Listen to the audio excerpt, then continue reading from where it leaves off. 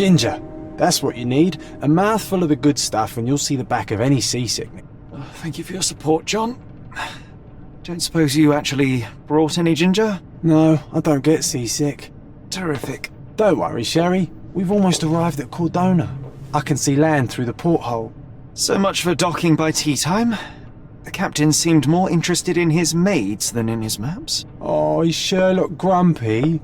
Cheer up. We're back where we grew up. It's exciting. What's changed? What's the same? Ugh. I'm starting to question whether the weeks-long journey was worth it. Travelling all this way, enduring this indignity simply to visit a grave. Even if it is my mother's.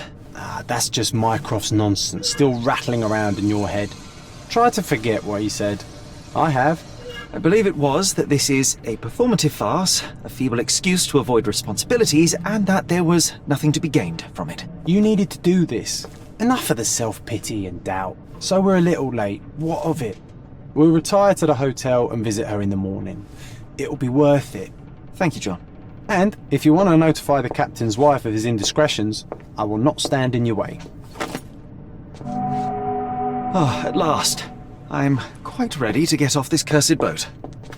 Come on. We'll go together.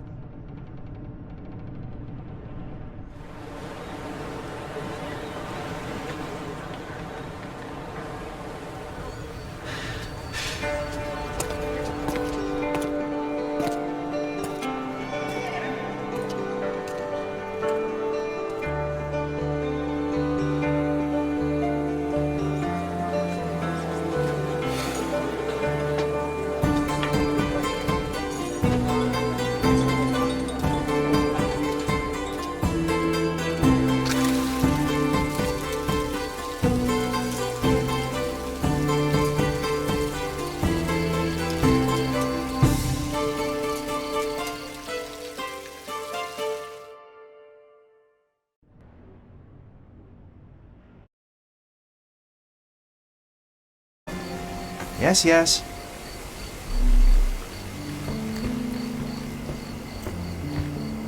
Sherlock, don't get lost in this huge garden. Follow the sound of my voice. Welcome to Il Palazzo de Lusso, sir. If you need something, sir, please inquire at reception. Welcome to Il Palazzo di Lusso, sir. We just need your signature. There you are. Ah, Mr. Holmes. Yes, we have room 221 prepared for you. I see it was reserved for 2 people. Would you like a second key? Oh, no, I think we'll stick together. Very good. Rooms are upstairs, sir. Welcome to Cordona. Hurry up, Sherlock. I want to see our room. I hope there's a balcony with a view.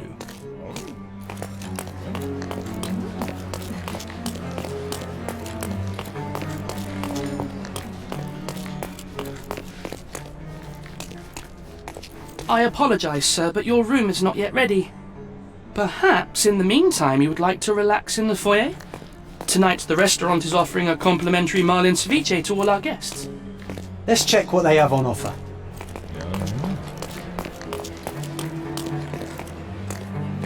Hey, Sherry. Just our luck.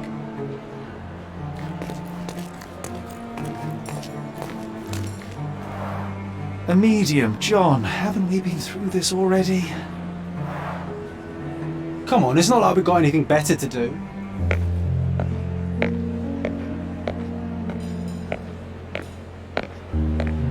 Excuse me, sir, but I believe Mr. Galich is conducting his seance at the moment. Perhaps you'd care to have your portrait drawn while you wait? Why? Pardon me. Why should I sit for a portrait? Sir, it's art. It doesn't need a why. It is its own justification. All things require justification, be they objects, systems, or beliefs. How about art as the lens through which we see the truth of the world? That's backward. Truth is not subjective and not complicated. It's just the truth. It either is or it isn't. You do not need a lens to see it, just an open mind. Ha! That seems rather close-minded. Truth, like beauty, is in the eye of the beholder. So tell me, what do you see? Mediocrity.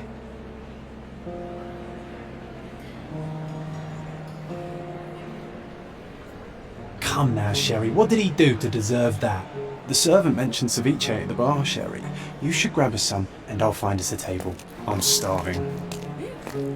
Okay, time to check if John found us a nice table for the evening.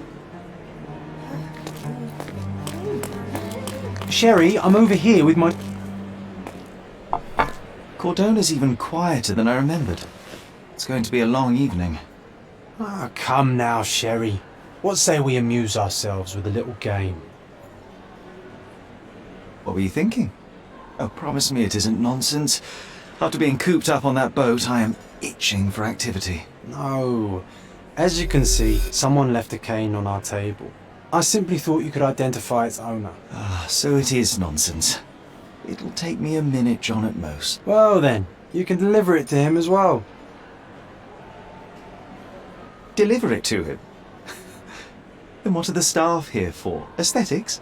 Stubborn, Sherry, too stubborn. You wanted something to do. Slapping oneself in the face is also something to do. That doesn't make it worthwhile. But all right, let me take a look.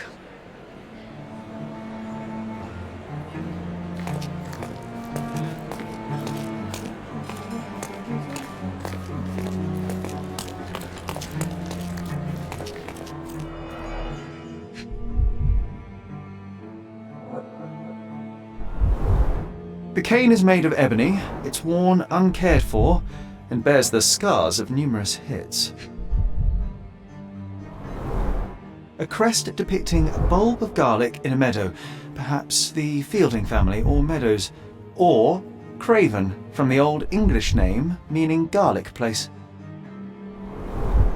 The hand grip is a head of a golden Javanese statue, probably stolen from a temple. The dents suggest it has been used as a bludgeon. This cane is an expensive and ostentatious weapon. Its owner must be vain, volatile, and of noble English blood. Take it with you, Sherry. Let's return it to its owner. Alright, I hope you noted down your observations in your casebook. But how are you going to find this nobleman? The cane itself is not enough. I may have to ask other guests if they saw who was here.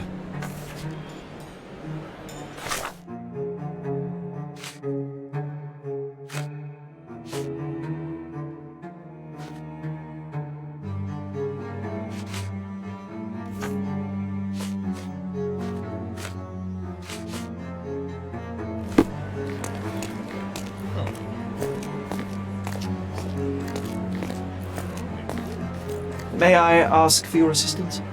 My dear fellow, you're talking to the right man.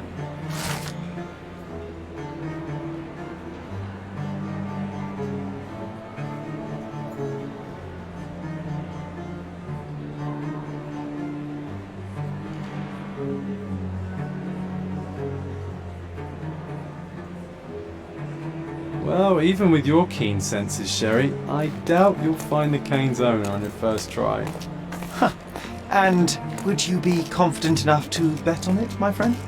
Why not? Let's see how good you really are.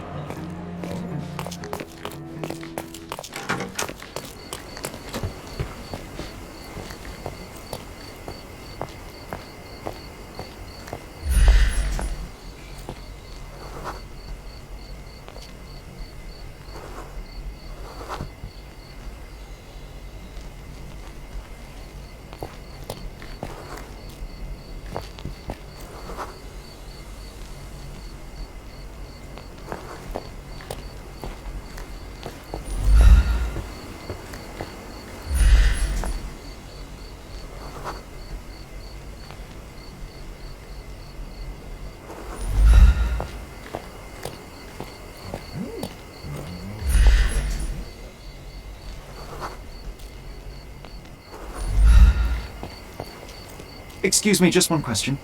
My dear fellow, you're talking to the right man.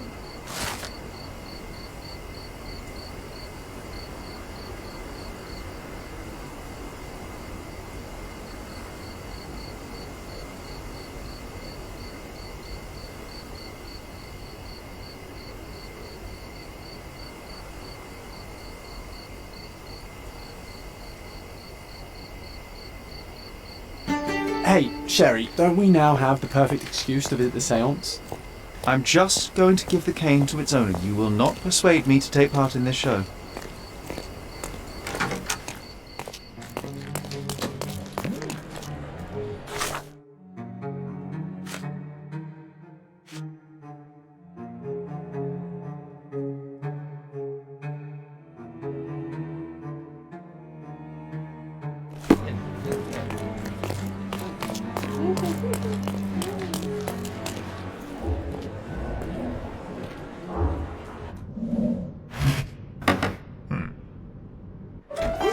This hotel, this island is full of thieves.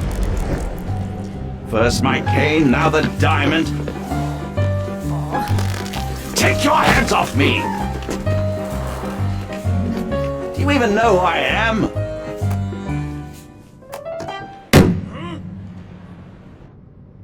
Hey, boy! That's my cane! I get that a lot. It's a very common design. What? No, that's a custom-made... A joke. A joke. It was left at my table in the restaurant. I thought it deserved to be returned. Well, I'll be... It is rare to encounter a straight-fingered true penny these days. What a gentleman. But I must ask, how did you know I was the rightful owner?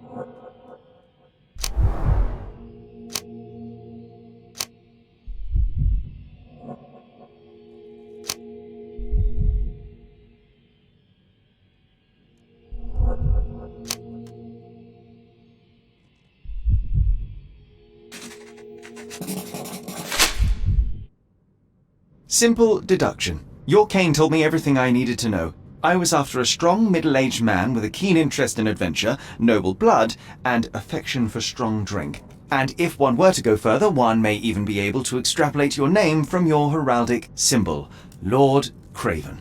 Marvelous. Simply marvelous. That's me, Lord Andrew Craven. You are the real medium. You hear that, Emma? Well, you found my cane. Perhaps you can locate my diamond, too. Yes, you should do it. It will be child's play for you, Mr. Holmes. And if a child can do it, then I'm sure the local police can suffice. The police? Why bother? I know this harlequin stole it. The only question is, where is it hidden? Fine. Give me my stick and I'll resolve the matter myself. This thief almost confessed after a single punch. I suspect a beating may result in answers of questionable veracity. Fine. I shall spare you and he the trouble if you first answer me this. You insist the medium robbed you during the séance. But what occurred exactly? It was a dirty trick. We were sitting here in the dark, chanting and holding hands as expected. Then something began to appear from the medium, like a cloud or a bubble. The swindler called it ectoplasm. Ah, yes. Common in the spiritualist trade, and quite the spectacle. Indeed, perhaps too much. My beloved Emma screamed in horror, and I stood to defend her, attacking that cursed ghost. How brave. But my hand hit nothing. The medium jumped away from me, and Emma fainted. I lit the candle, and the diamond was gone. How does a priceless diamond become the subject of a séance? It is an unusual accoutrement. Emma wished to speak with its former owners. My grandfather told us it belonged to a Rajah, an Indian king. So you were summoning long-dead Indian royalty, and, pray tell, you were expecting him to converse in English? To be frank, Mr. Holmes, I don't believe in ghosts. But Emma was fascinated by the idea of meeting a real king, even a dead one. Well, a crown is a crown. Can you describe the stone itself? A yellow diamond, not less than 100 carats, and perfectly egg-shaped. There is not another like it. Stay here, and don't touch anything. I'm going to investigate further. Don't fret, I'll be keeping a close eye on this thief.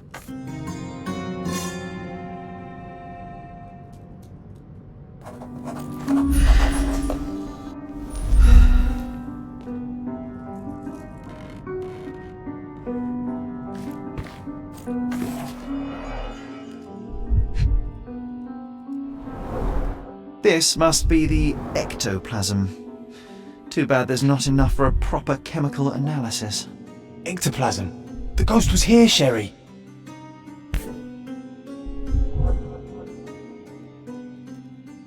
This brooch is old and cheap, but the moth design has its charms.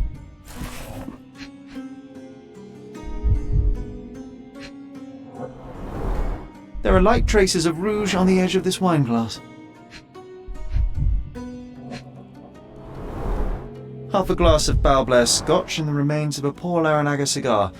What else does a gentleman need?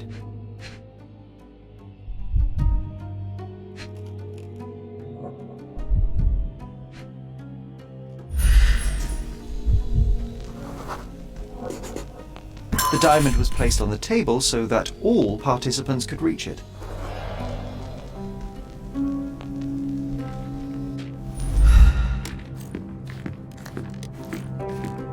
Thank you for helping us resolve the situation, sir. This hefty chair has nearly broken after hitting the wall. Could one man even lift it? At Cambridge, I was captain of the rugby team. It was no place for weaklings.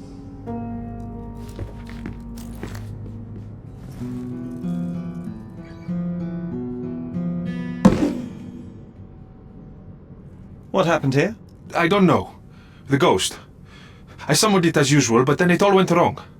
The lady screamed and pointed at Lord Craven. And there was a shadow. Such a mystical force. It terrified the lady. And it must have taken the diamond. Who else could have?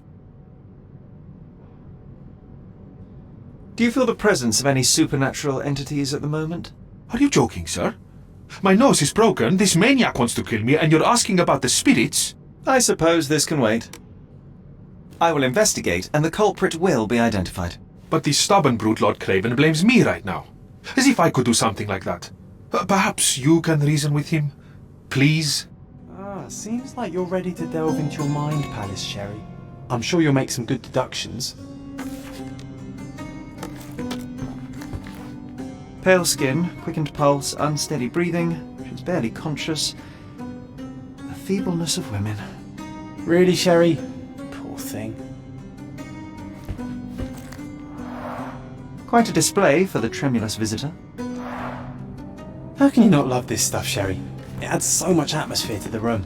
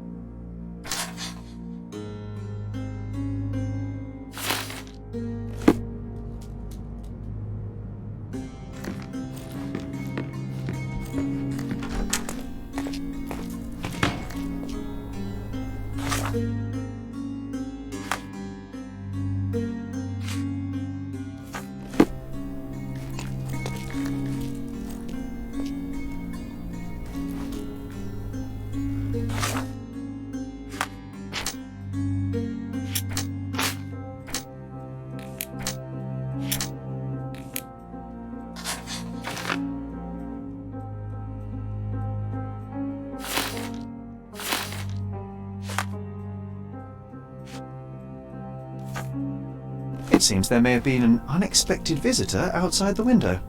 Ah, I hope it was the ghost of the Raja.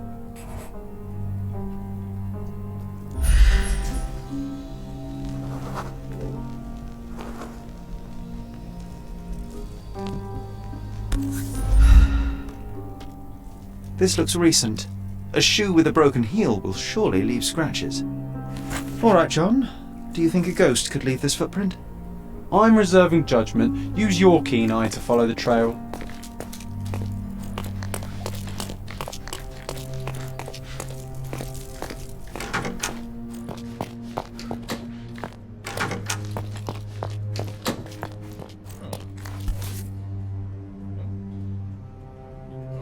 Size 4 with a broken heel. Roast more. All the maids in the hotel wear this exact shoe. So, definitely not the ghost of a Raja. Unless... No, what a shame. Our witness was a nosy maid. Searching the entire hotel could be difficult. Perhaps the other maids can help us find her.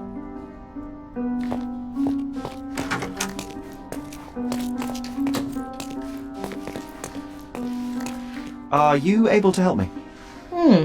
You look like an honorable man. I have some information for you.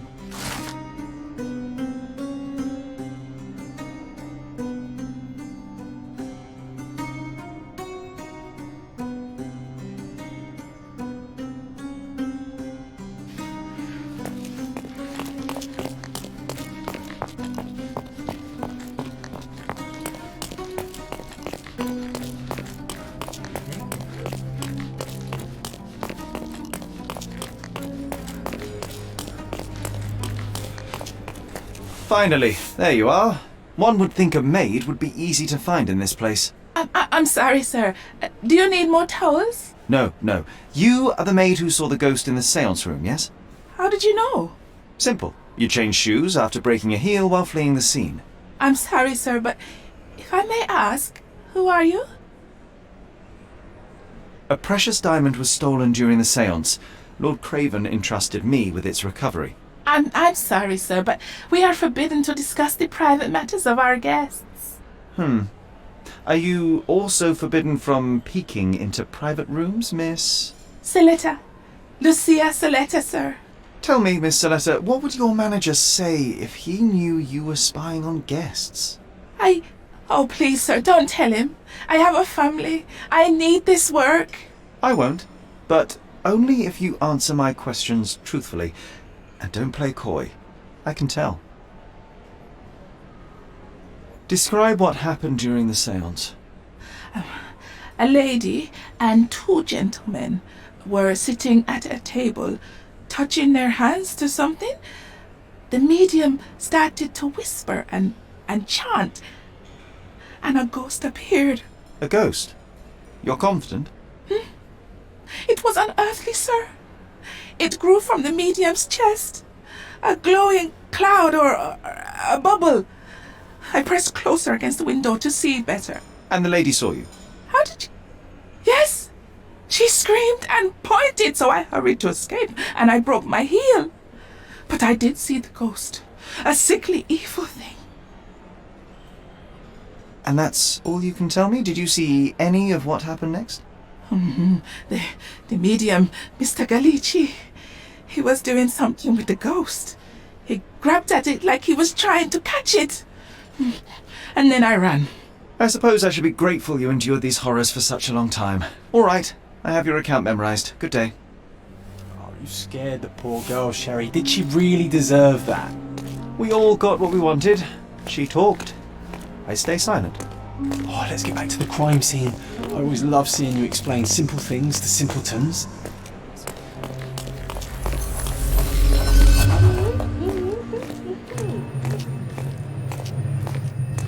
Lady Craven retired to her room to rest. Lord Craven remained here until the staff reported that the medium was locked in his room.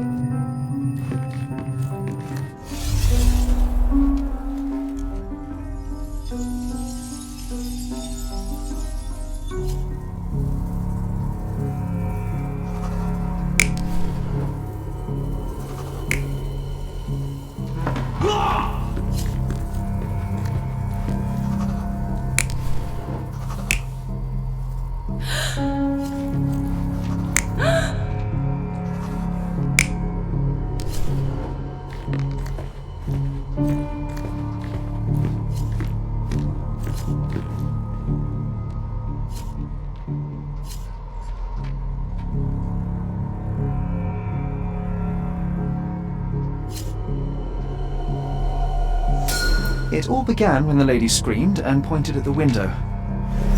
Lord Craven jumped up, ready to face anything, ghost or human. The medium shrank back in dismay. He was not expecting such a reaction and had to quickly hide the ghost. The lady was the only one left touching the diamond, at least until she fainted.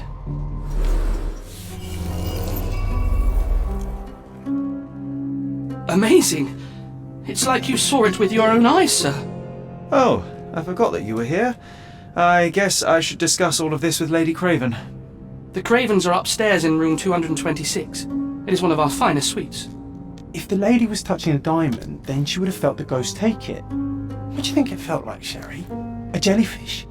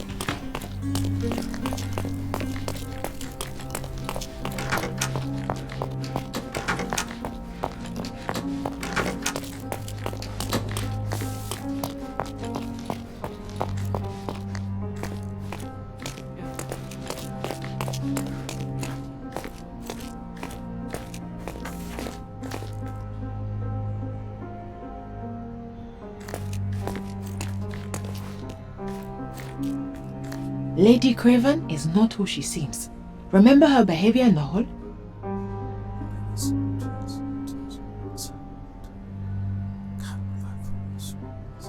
Lady Craven is not who she seems. Remember her behavior in the hall?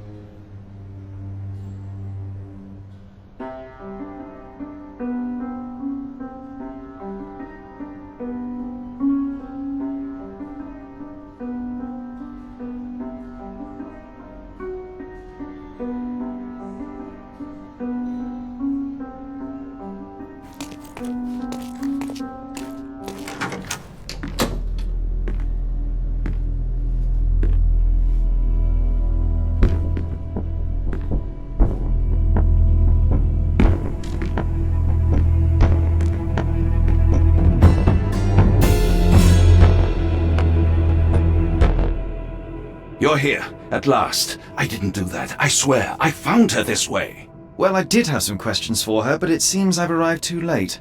Now it's a matter for the police. Mr. Holmes, you said it yourself. They're children. They'll only make things worse. You promised me you would investigate. Investigate a theft, not a murder. Fear not. I will tell them all I've uncovered. Please, help me. The police will surely accuse me of Emma's death. You were the only one who can find the truth. Fine, but only because it's slightly more interesting than the walls of my room. Tell me what happened. Look, after you left, I waited in the seance room until the servants locked up Mr. Gallici, the medium.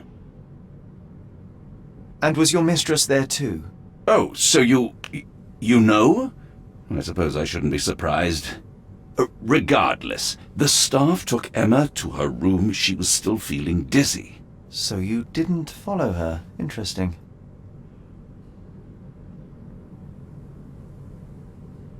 Is Mr. Galici still being held, and where did the servants secure him?